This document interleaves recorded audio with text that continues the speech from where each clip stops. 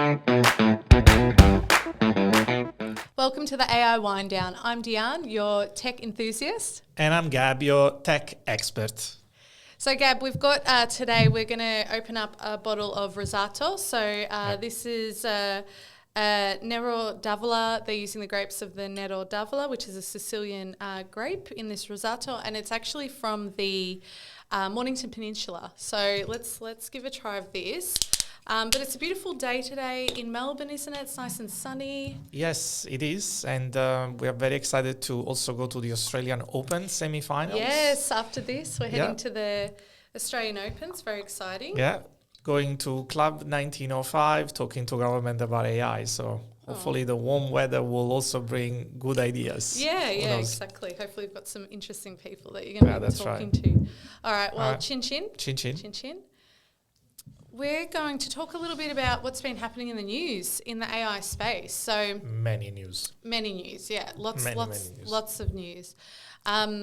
So there was obviously the DeepSeek V4 that was released. Can you tell us a little bit about that? Yeah, which, by the way, DeepSeek V4 hasn't been released yet, but believe it or not, DeepSeek is actually pretty open about sharing their plans, let alone their papers, right? Yeah. So as opposed to other people that we know really well. And it's pretty well known that they are planning to release DeepSeek V4 in mid-Feb. Ooh, exciting. We're almost there. Well, yeah. I mean, if I was some other companies, I would actually be relatively worried, about what's about to happen, because it seems that they specifically looked into agentic coding capabilities of this agent and agentic capabilities in general, which means essentially what we call tool calling and interleaved tool calling will be very much of a priority for DeepSeek to improve as part of this new model. And obviously DeepSeek 3.2 is already a pretty decent model for most of the use cases, but obviously you can still see some differences with the tech giants when it comes to coding, especially when you look at something like Claude Code. But if they manage to break through some of these capabilities in terms of agentic coding that you only see in the Anthropic models, then I can really see a powerful combination, which, by the way, we already use internally at Tutti Ferry, between open code, which is the alternative to Claude Code, and DeepSeek V4. And that I think opens a massive range of possibilities. So for those who, like myself, I'm not obviously technical or a coder, can you explain a little bit about what agentic coding would actually look like and how it's different to DeepSeek 3.2? So basically agentic coding is a capability, it's not a model per se. These models, obviously, all models, we know for a fact have been trained for the most part on GitHub open source repositories. Unfortunately, it's also true that it's not only open source repositories that have been used to train on, but that's a different story. But basically, one of the emergent capabilities of these models from the very beginning, because they've been specifically trained on code, is that they're actually pretty good at coding. And at the beginning, this meant being able to generate scripts of code, which was useful partially. But now, after 3 years' time from the release of ChatGPT in October 2022, if I'm not mistaken, we see that these models can actually go in a loop, and they can continuously iterate themselves, partially autonomously, to run long-running tasks, which means not just one piece of code. It could mean an entire project. Okay, so these agentic coding tools can run for weeks even. Wow. In fact, there is even a post that has been released by the Cursor CEO, if I'm not mistaken, that they let OpenAI Codex 5.2 run for a week, and they actually produced from scratch browser. Similar to Chrome, but built from scratch. It didn't perfectly function. There were a lot of quirks, but still, that would have been unthinkable 3 years ago. So having the capability for a model to be able to run for more than 30 seconds and essentially being able to run in a loop is what we reference as agentic coding capabilities.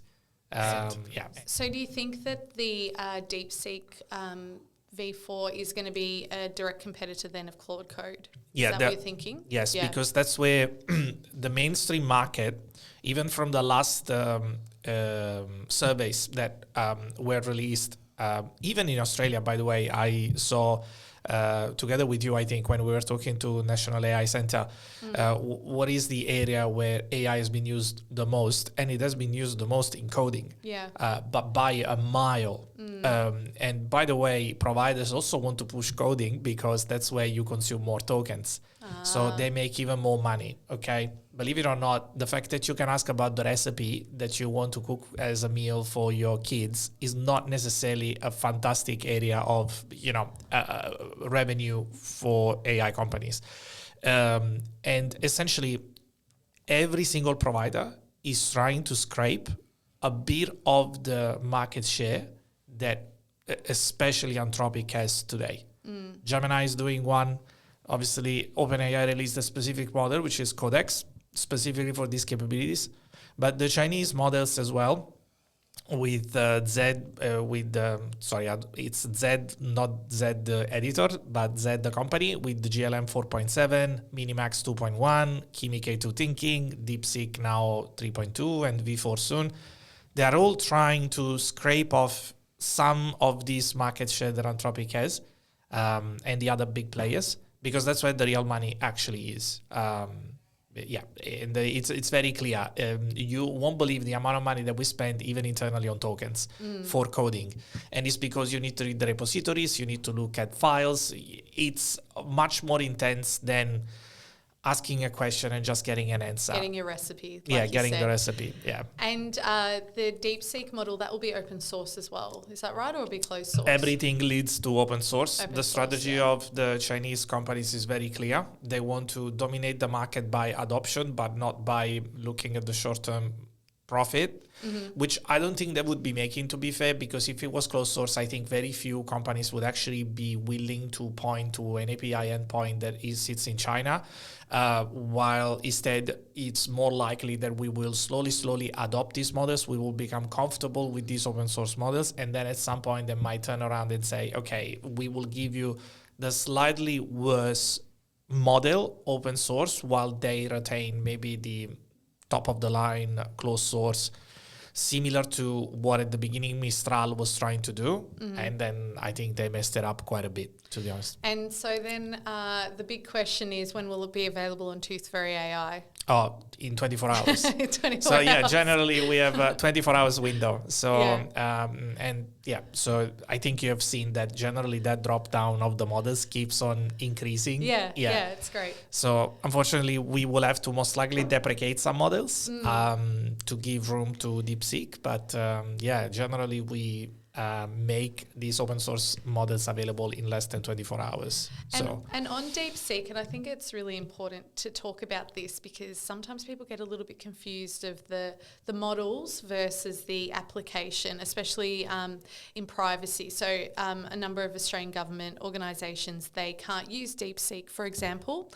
They've been told that they can't use DeepSeek. But can you explain a little bit of the difference of when you're using the application versus if you're using an open source model and where your data would go? Because I think that differentiation is really important to understand. This is a fantastic question. And I'm sure that even when we have been at events, like you have seen it with me and the rest of the team, that people start raising eyebrows when they start seeing DeepSeek and there is a massive piece of misinformation around this. And here I'm not trying to make Chinese propaganda, but here what I'm trying to say is that logic implies that when you load an open source model on your own machine, especially if you're using local models, let's say using Olama or Llama CPP, which are all libraries that you can install on your machine to run models locally, offline, okay?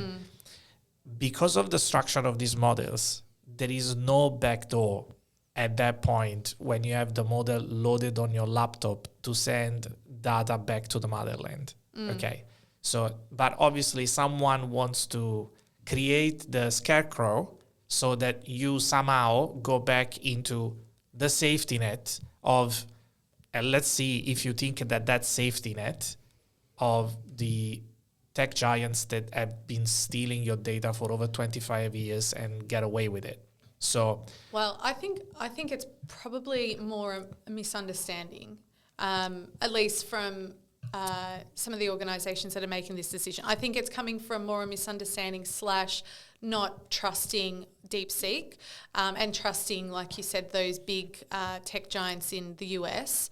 And I think it really comes from not having the information available and not understanding the differences is part of the. But this is my problem with this. This is induced.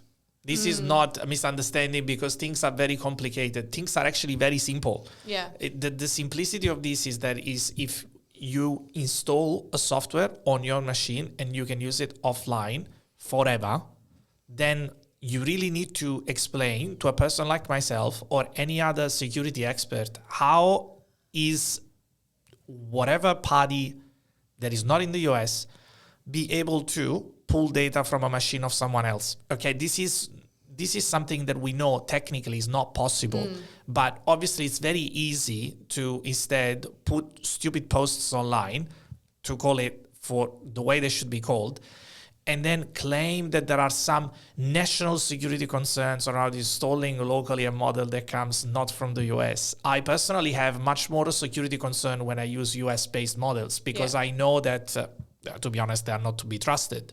They haven't earned our trust.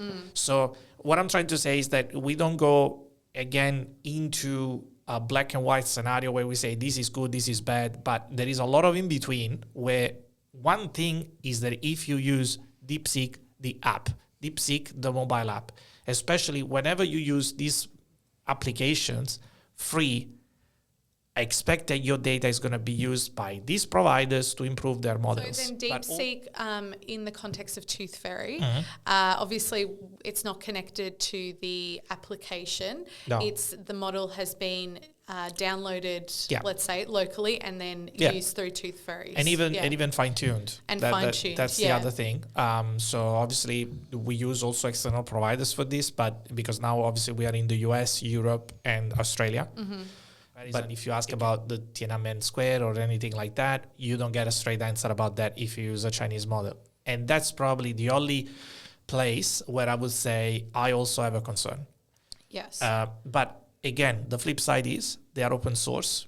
You can see what they do because obviously you can use them locally and you can customize them and fine-tune them. And there have been already, I think there is... DeepSeek 1776, if I'm not mistaken, that was built by Perplexity. That was DeepSeek R1 with the removal of all this censorship that was embedded into the model. Okay. So you can do that too. Yeah. Okay, well, let's move on to another piece of news. And I know you're keen to speak about this, and it sounds awfully technical for me. Yeah. So the paper on... manifold hyperconnections. Hyperconnections. Yeah. Do you want to explain to us a little bit about, maybe in layman's terms, what it means? What was said in the paper, and then what it means for, I suppose, businesses and people using AI. Okay, so and I'll try to explain it in the least technical fashion possible. But essentially, what the paper describes is a common problem that you have when you train a model, and then as a result, when also you do what we call forward pass, which means when you actually use the model to generate a prediction or to ask a question. Okay. Put it that way. We call it inference. Imagine for a moment that a model receives a wide range of data during training, and this training goes through several gates. As it progresses, it's like you have an input that starts at time 0, and this input, to arrive to an actual output, a final output, goes through a series of gates.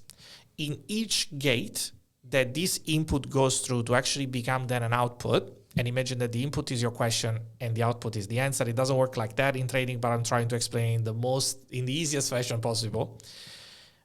You lose, through these gates, track of the initial input that you have actually provided. How? Very simply, your input during these gates becomes a series of numbers. This series of numbers do represent the concept that you were trying to express in your input, but not exactly. There is always a level of loss of information.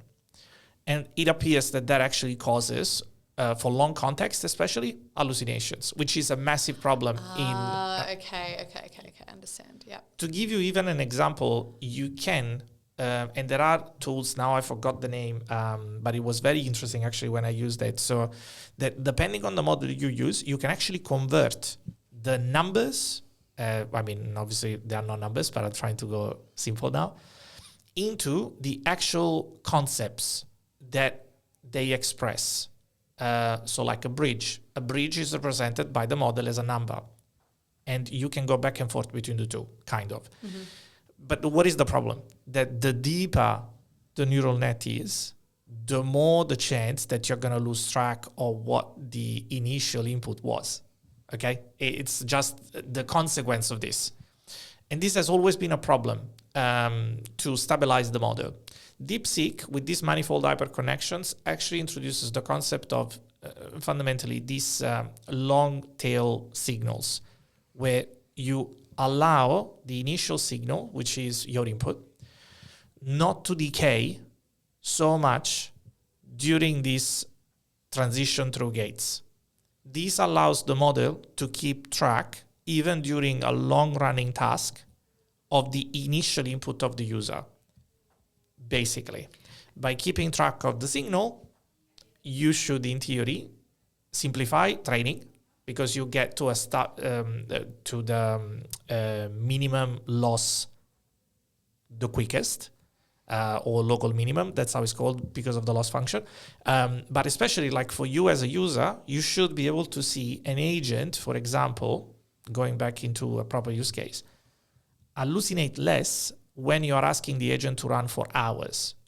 Because okay, and you just mentioned that DeepSeek is putting in some of those safeguard with the tails, right? Yes, so with these long tail signals. Long tail signals, yeah. So do you know of any other models that are doing the same thing? It's just DeepSeek that's doing this. Maybe Google, I'm sure Google, OpenAI, Anthropic have come up with some ideas that might be similar. I'm not exactly sure, but that's the beauty and the bad that we live in today. DeepSeek tells us what they're coming up with, and the others don't. Okay, yeah. So they've also, DeepSeek, by the way, didn't just release the manifold hyperconnections. It also released another one that is about the engram for a knowledge-based kind of retrieval activities. So we know about what they do. And I want to stress, are you really sure that they are copying us?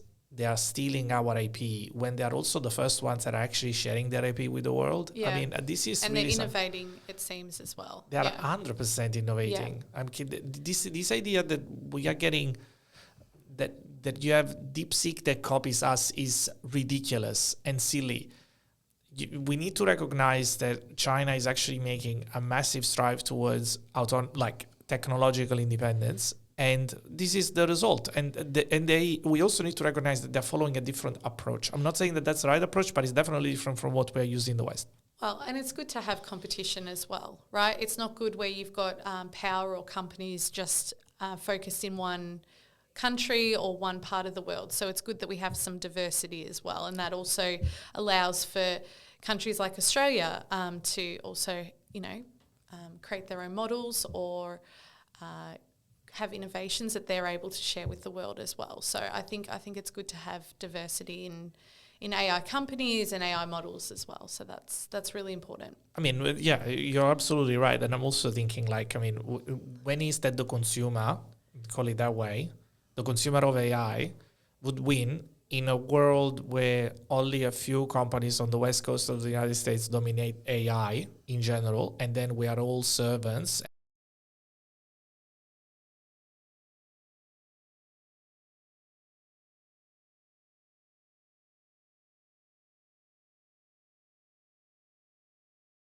It's the same concept. Well, I think that's a good segue to our last piece of news that we wanted to talk about. Unless there's something else you wanted to close off with the paper.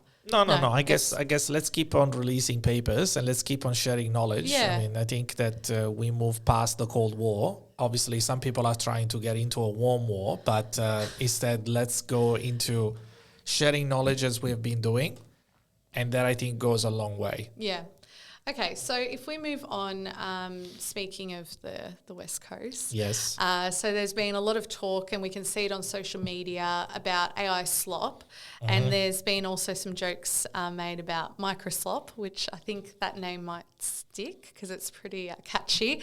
Can you tell us a little bit about what AI slop is and why the boss of Microsoft is getting a little bit annoyed? The old good Satya Nadella. Yeah, the visionary, yeah? So basically, the entire concept around AI slop is the fact that AI is inaccurate in nature. People that talk about AGI, ASI, and things like that, slop comes from the fact that we know that these models are statistical models. I mean, ultimately, every single forward pass and inference run that we have ends with a softmax. Softmax is a statistical term to take basically the most likely out of all the options that you have. That already tells you that these models work as a statistical model. So the fact that they can be inaccurate is actually also the part that makes them creative, that makes them sometimes hilarious. It comes with the inaccuracy. And that's the same thing with image generation and things like that. And obviously on the other side, the consumer, as is right of saying, when it's inaccurate, it's slop. Because it looks sloppy. It looks not done properly. And the way I understand it working, which I'd love you to correct me if I'm wrong, but when you talk about statistical, what you're saying is it responds in a way that it thinks, okay, this is the most probable answer. This is the most probable result that the person who's asking the question is looking for. Is that like, so for example, if I say, what color is the sky? It goes, okay, the most probable answer is going to be blue. Okay, but maybe I'm referring to what color is the sky at night, for example. Yeah. Okay, and then it can. I mean, I know I'm using a very simple example, but I suppose just for those people that aren't technical, is that what you mean by statistical? It's looking at what's the most probable answer that person's looking for. They are autoregressive transformers. To give you an example that will make everyone laugh right now, try right now, if you are in front of a computer, take 3-4 sentences from an Harry Potter book without putting any question to it, give it to Gemini, give it to ChatGPT, and give it to Claude. Okay. And you will see that the response of what they call agents, but in many cases they are just chatbots, is just a continuation of the Harry Potter book.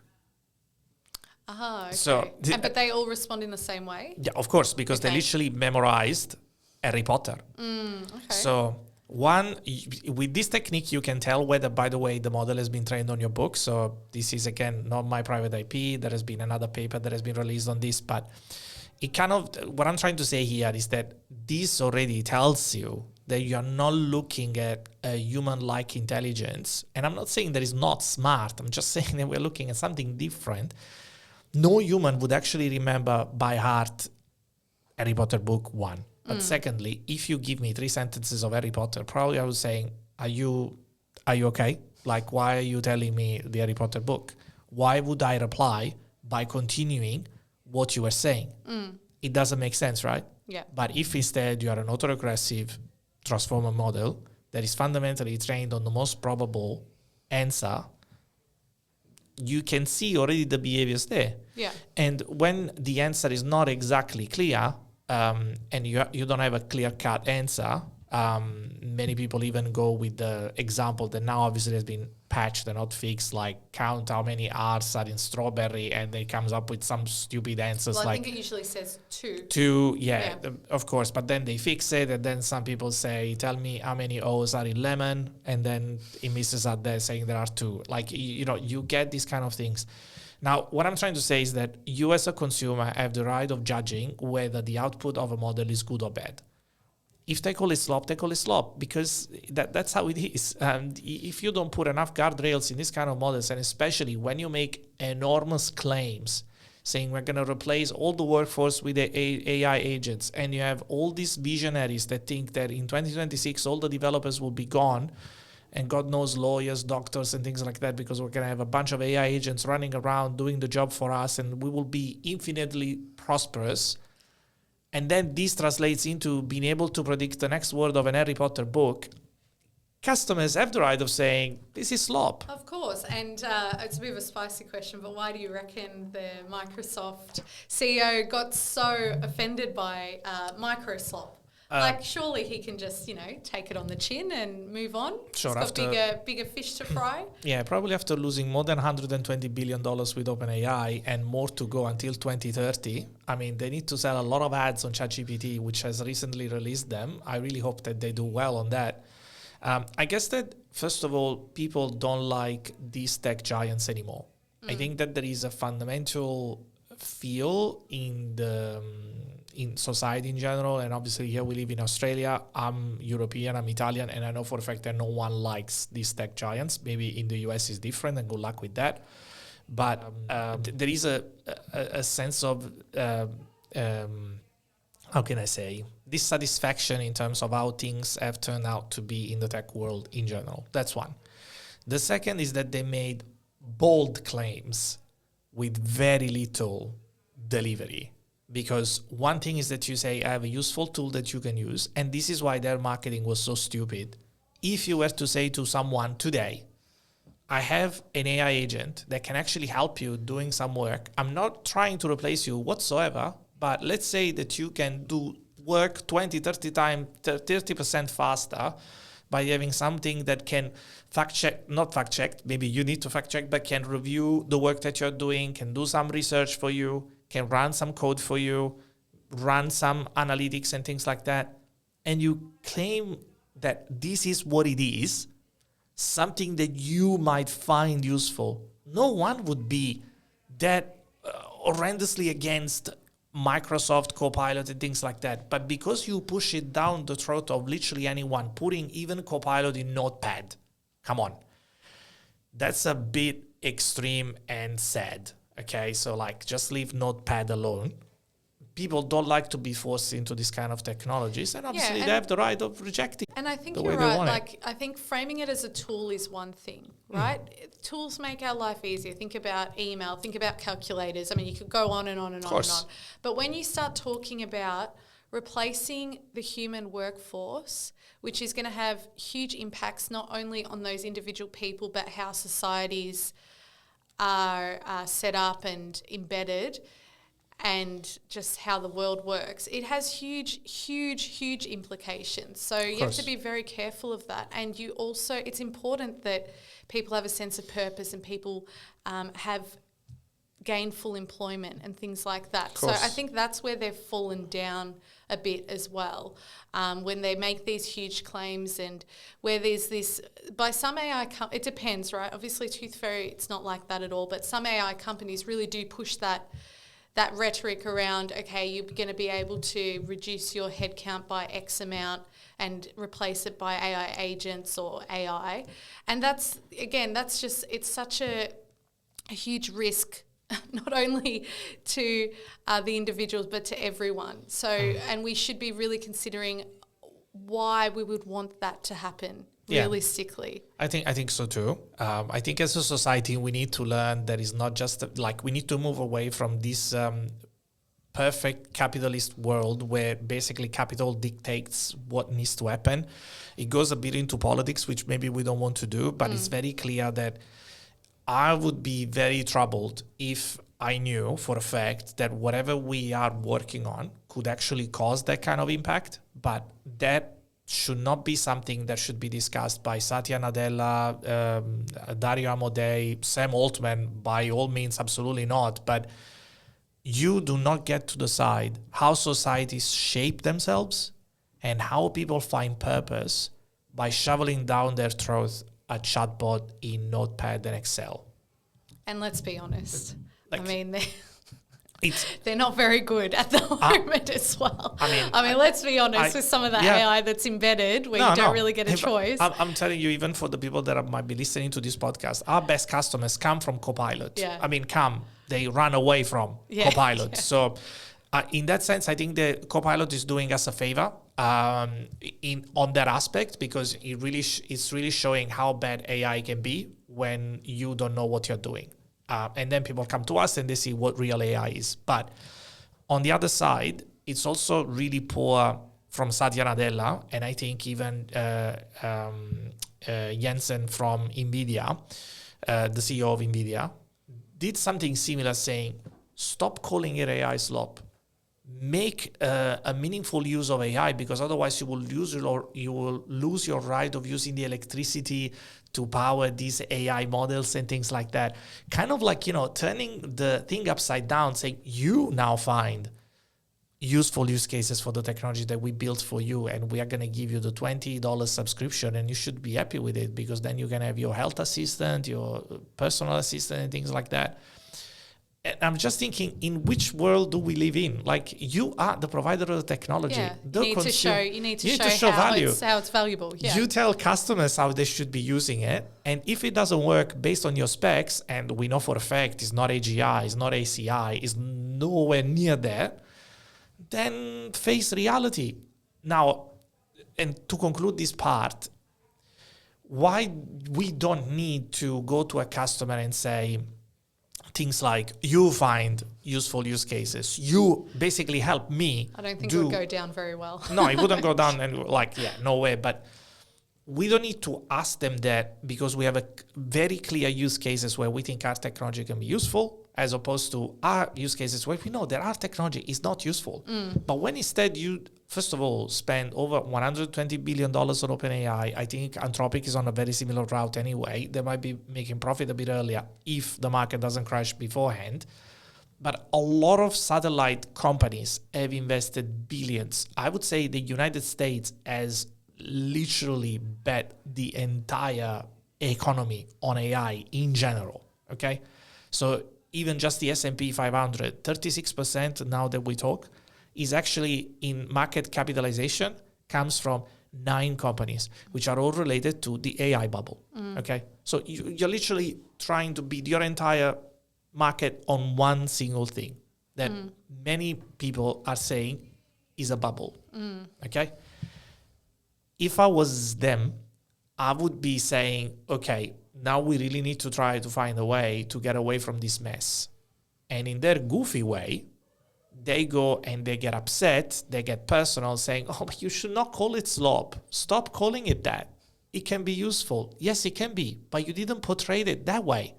You sold it as, be careful, you employee, I'll replace all of you with AI agents. Yeah. Similar to what the Salesforce CEO Mark Benioff said. We will just have AI agents that sell Salesforce for us.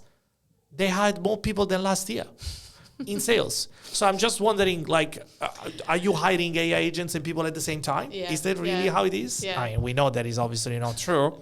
So I think that they've literally edged too much, a bit like cowboys. Yeah. And now probably they have the bull that is a bit upset. Well, they've got a bit of pushback as well. That's what it is. It's pushback on the claims, and also I think how people see the world as well. They want to push back on AI to an extent, because it's going to impact, if we go by what the big tech giants are, I suppose, pushing, it impacts their livelihoods. 100%. So how are you going to pay your mortgage without a job? Exactly. So, of course, there's going to be some pushback with that as well. Well, look, I think that might be a good place to wrap up. Yeah, I think so. Yeah. How'd you find the wine? It's actually pretty good. I'm going to have another glass now. So nice. Right before the tennis. So. Yeah, which is perfect. Yeah. Well, thanks everyone who's been joining us today for the podcast. If you've got any questions or comments, pop them in the comments section and we'll be sure to respond. Thanks again. Bye, everyone. Thank you. Bye. Bye-bye.